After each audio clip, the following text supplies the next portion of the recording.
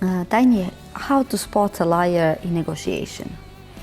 Okay, so this is kind of like a fun one in one sense.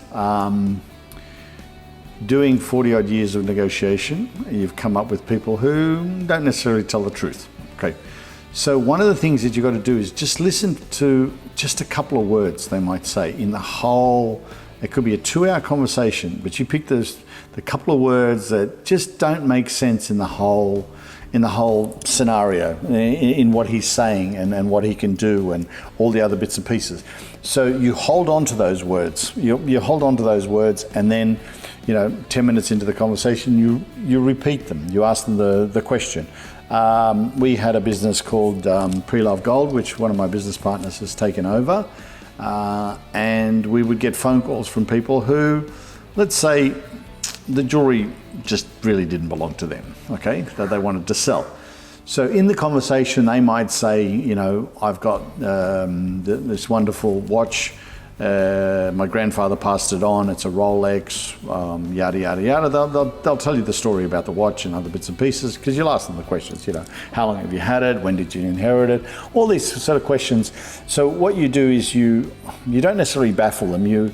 In the beginning, they've told you it was from their grandfather, okay?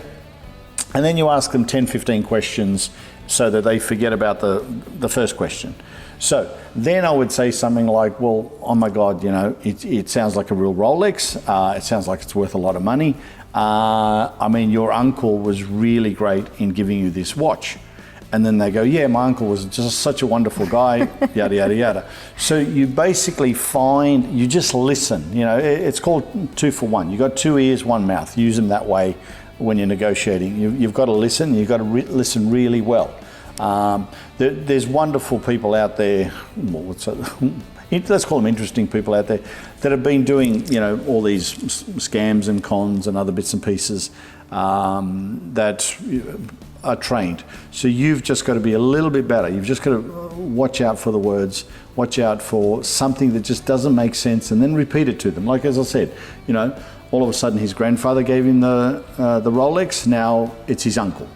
So I don't know whether that's possible in families, but I don't think so, okay? The other thing is that if in general it's too good to be true, it's generally a lie. What I say to people is, if somebody's offering you more than 10% return on your money, okay? More than 10% return on your money for whatever system, that's where you should be very wary.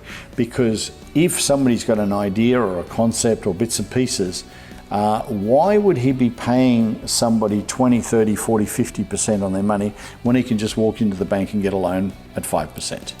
So this is where they basically prey on somebody who wants to make some quick bucks, the quick turnaround. There's scams everywhere. There's scams everywhere where it's kind of like, they become your best friend and other bits and pieces. So always, I have a general, if it's over 10%, it's a no-go. It's a no-go. Or go and get a lot of information about it and a lot of research on it. Does patience play a big role in this kind of negotiation? It does. You've got to, I remember going to Thailand when we started a diamond buying business, and I had a bit of spare time to kill, and this Indian guy who lives in Thailand and deals in diamonds I had an appointment with him the day before. We couldn't work out a deal, blah, blah, blah. He saw me in the street and he wanted to, have another crack at it. So I had a bit of time to spare, a couple of hours to spare. And I thought, okay, let's just listen to his sales approach. So, his sales approach was wonderful. So like, oh my God, I don't know why I'm selling you this at this place. This is, oh my God, my children will not eat. So as soon as they say my children will not eat, you just sort of go, oh, okay. So I sort of heard him, for a couple of hours. And then at the end, I sort of said, well, look, your price is $117,000. I currently buy these diamonds in America for $17,000 for 50 carats. I'll do it for $17,000. Okay, so as I said, I just did it for fun. I just did it for fun because I knew I was never going to do any business with him. but I just wanted to hear his approach and bits and pieces. So once again, if it's too good to be true, it normally isn't. If you're not 100% sure, bring somebody else in. If they don't want you to bring somebody else in, that's also suspicious. But find those words in the whole, speech that, you can just pick out and then just repeat to them, and sort of say, okay, let's just clarify this.